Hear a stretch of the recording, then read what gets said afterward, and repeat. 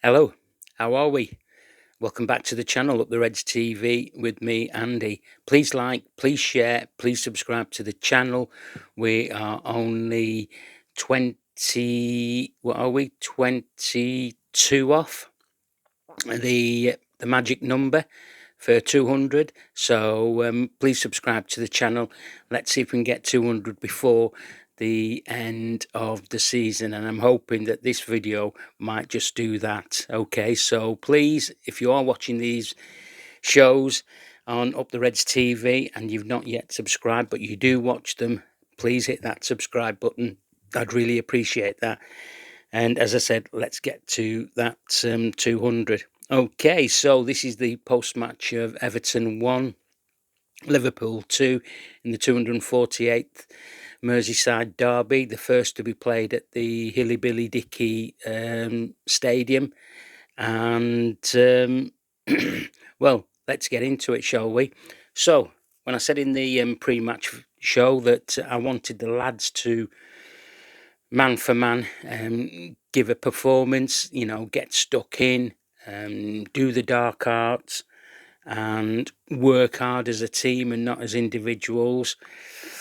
We nearly got that display today.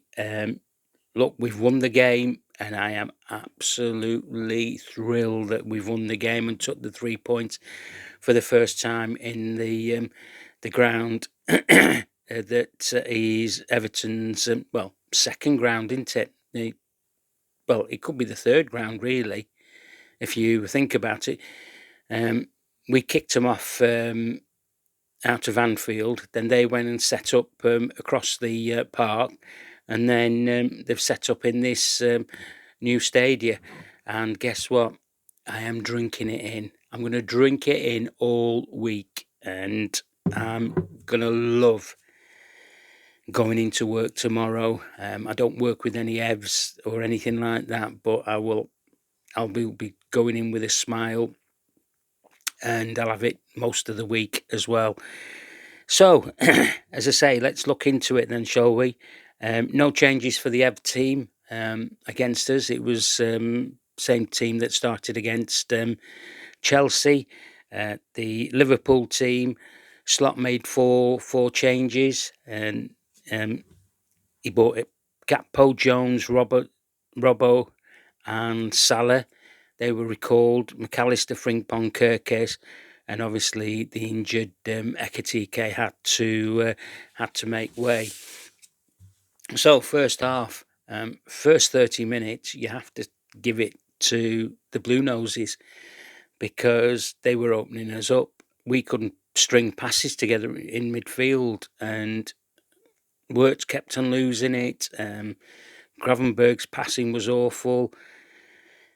Slobberslide was running all over the place but not being in control. It was a bit of a mess, really. 4 minutes, Garner cross, Beto header, and you know what? It was a great save by Marmadashvili in that first 5 minutes. That header was goalward bound, and 6 minutes, Beto's been put through again, and he slips and the Reds clear. This is how the first 30 minutes went of the game. Everton get a free kick, Garner, and it's saved, but it's ruled as offside.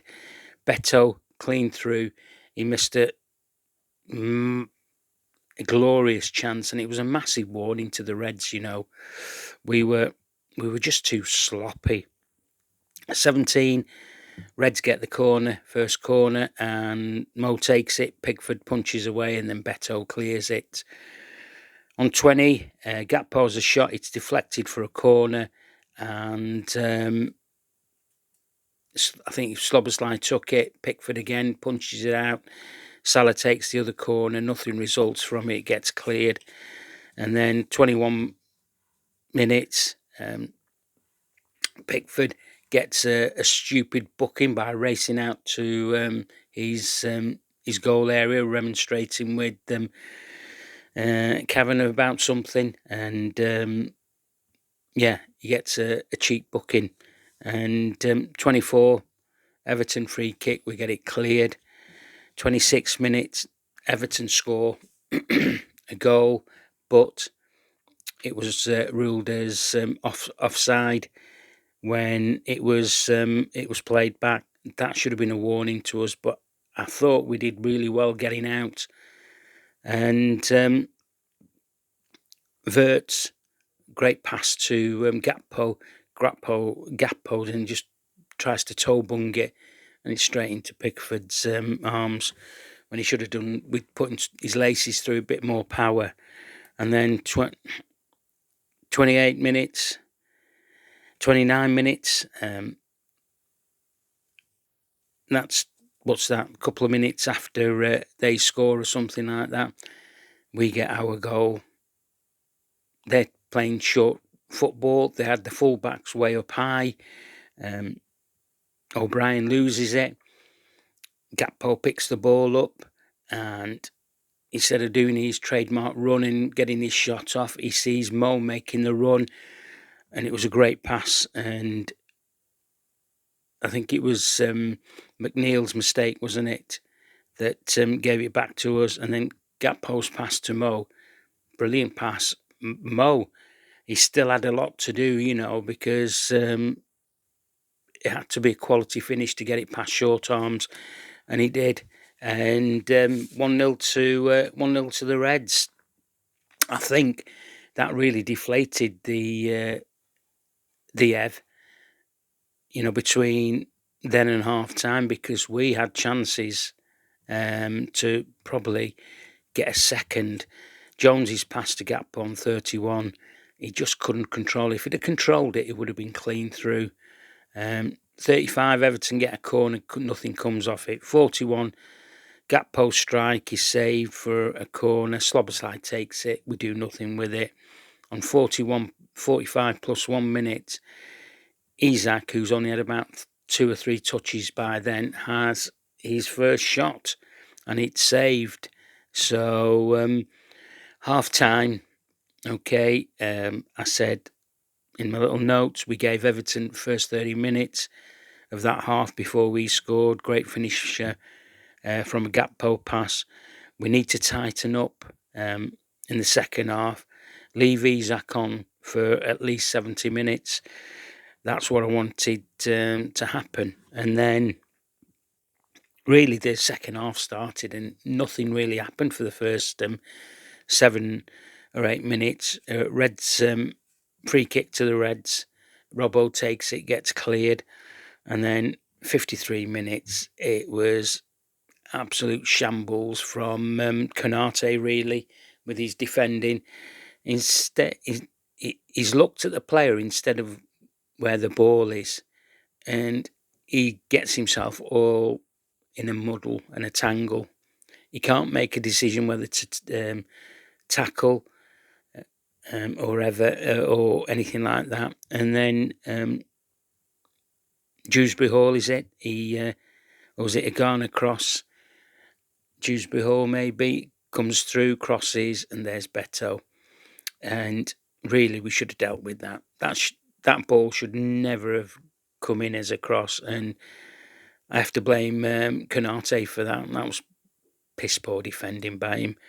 And what happens is that when Beto scores, he's obviously collided with Mamardashvili, and Mamardashvili is injured, and he didn't look good. I'm hoping it's just a dead leg. It's just a knee to the muscle or whatever. And he's got, 6 days to recover until we play Palace at home. 3:00 kickoff next Saturday. So Woodman is on for Mamardashvili, and I put a tweet out to say Woodman's on for Mamardashvili, game's over. And it was a tongue-in-cheek tweet about him coming on, and yeah. So anyway, he's on. 58 minutes. Gakpo has a shot. It's just wide. The game's really open. It really is. They're punching us. We're just jabbing them. Then they're jabbing us, and then we're punching them. 60, Salah cross to Gakpo. He heads it towards goal when he should be heading it where Isak's running in. If he'd have headed it to where Isak is, Isak would have had a simple header and he'd have got his goal in. So yeah, 64, Ndiaye had a shot for them. It was saved. Robbo has a shot and it's just wide. Small arms Pickford just lets it go. 69, Konate gets a head injury and he has to go off because the refs call the trainer on, but he picks himself up. He says he's fine. So we had to play with Gakpo, and the ball had to be given back to Everton. O'Neill puts it in, and we get a few hairy moments, and we clear our lines, and then Beto goes down because he's certainly feeling the header that was cleared by Konate. He's still feeling the after effects of that, and then he gets he obviously gets substituted. Now, same time, Isak is off. Ungamoa comes on. Gakpo goes down the middle. Beto obviously has to go off, and then Barry comes on 75. Garner has a shot, and it's from a distance, but it's way over. Ungamoa shot is blocked. 78. McNeil goes off, and George comes on, the Chelsea loanee. 82 minutes. A wasted shot by Gravenberg. It really was poor. And Slot decides to make more changes. He brings on Frimpong and McAllister. Off go Gakpo and off go Vert. So with that in mind, I'm thinking, is he shutting up shop with what he's trying to do? Mo Salah went more central. And again, it was touch and go. And then I think Branthwaite then gets an injury, and then he has to go off, and it was a lengthy stoppage. So 85, Kirkes on Robbo goes off. Off goes Branthwaite. Keane comes on, and I've put on here there'll be loads of injury time. So nothing really happens in the next 5 minutes. We go into 11 minutes of stoppage time. On 97, Ungamoa, he had a great chance. We had a great move, and he just put too much on it, and it went over Pickford's crossbar. I thought, oh, that must be the last chance for us. And then 99, Dom Slobberslide gets hold of the ball, he hits it, it gets a deflection from Tarkowski, I think, and we get a corner. Last chance. I was watching a game with my lad. He said, will you take a draw now? I said, no, I won't take a draw, not if we got a chance of winning it. And there was Captain Fantastic, Captain Marvel, Captain whatever you want to call him. It was a good corner by Dom Slobberslide, really was a good corner. And everybody was fighting underneath the crossbar, weren't they? And when you look back at the goal, you see how Konate was involved in that for Virgil Van Dijk to get up. He's fighting with, this is Virgil Van Dijk, he's fighting and tussling with Tarkowski. And if you look at what Konate does, he nudges Tarkowski to try and stop him from jumping up. And that gets Virgil van Dijk to get a clean head on the ball. And it just pandemonium, wasn't it? Absolute pandemonium. I can imagine the bars in Liverpool where all the Reds are. massive jumping up and down, houses up and down, the length of the country, round the world, you name it. You can tell I'm really happy about this result. And yeah, absolutely fantastic to get a last minute such like winner virtually against Everton. Virgil, he did it on his debut, didn't he? Near enough. Origi's done it. So we've had some last minute winners against those Blue Noses, but that was probably up there as one of the best. So yeah, there was nothing really come of it between then and the game finishing. Gone on 102 minutes, gets a yellow for taking out Curtis Jones. So it ends up 2-1 to the Reds.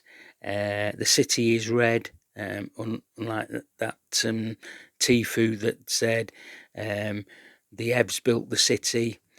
You didn't build anything. You moved 3 times. That's how much you guys love the city. So yeah, captain wins it for us. Curtis Jones was my man of the match because that was a proper Scouser performance from him. He knew what it meant for the fans, of Liverpool, and he gave a great account of himself. And I'll mention him in the when I talk about the players. Downside, we lost Mohamed Ashvili. Hopefully, it's just a dead leg. So, from my team that I'd picked on Friday, the difference was that Jones was in for Frimpong, Robbo for Kirkes, Gakpo. I wanted Jones to start on the left, but Gakpo was in there. Other than that, the rest stayed the same. So, Mohamed Ashvili, great save at in the first 4 minutes from Beto's header. I thought he was doing okay, and then he picked up that knock in the. Could he have done anything with that goal? No, I don't think so, because it happened too quickly for him. Robbo couldn't deal with Beto, could he? And yeah, but his kicking was okay, his distribution great, his handling was good. So yeah, Curtis Jones right back, as I said, man of the match performance for me, a proper Scouser performance, and that's what we needed. I thought he was very good. I thought he was very good when he moved into midfield, and then Dom Slobosly would cover him. Now, that's what you want to do in a situation like that, when you've got an attack-minded midfielder playing in midfield. So I can't see why him and Jones can't play if that needs to be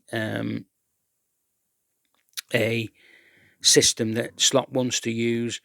If those two are playing, why the other one can't just drop in, and the other one, it just makes sense. But it was good. Konate, apart from that silly head moment where he switched off instead of dealing with the ball, he did okay. He fought his battles with Beto. Virgil Van Dijk did okay. When he had to get rid of the ball, he got rid of the ball. He wasn't messing about, and obviously he was there in the 90 whatever minute to score 2 minutes from the end. What a finish! What a finish with his header. We've seen him do it before. Obviously, the only place he could run to was where the Evs were, and the Evs were throwing bottles and silly things at him, So yeah, Robbo, thought Robbo had a good game. I was a bit concerned he was starting, but he's an experienced head, and he knew what his last game for the Reds in a Merseyside derby, he was leaving with 3 points, and that's what happened with him. I thought he played really well. Dom Slobosly had a bit of an indifferent game. Well, I thought the midfielders did. Gravenberg and him both had an indifferent game, really. We just couldn't get our passing going in the first half. Slightly in the second half, we were giving cheap balls away. But, you know, they battled. You know, they knew they had to fight for everything. Florian Wirtz, I thought, had a poor game. And he just couldn't get into it. But we didn't carry him, though.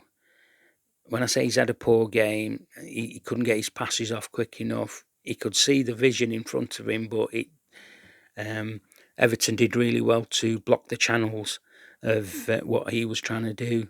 And but look, he's got that under his belt now. Was he on the bench at the home game? I think he might have been, mightn't he? So he's got that under his belt now, so he knows what it's like to play. Gakpo did okay. A couple of occasions, he did the thing that Gakpo should do more often, and that's set up a player who's in a better position.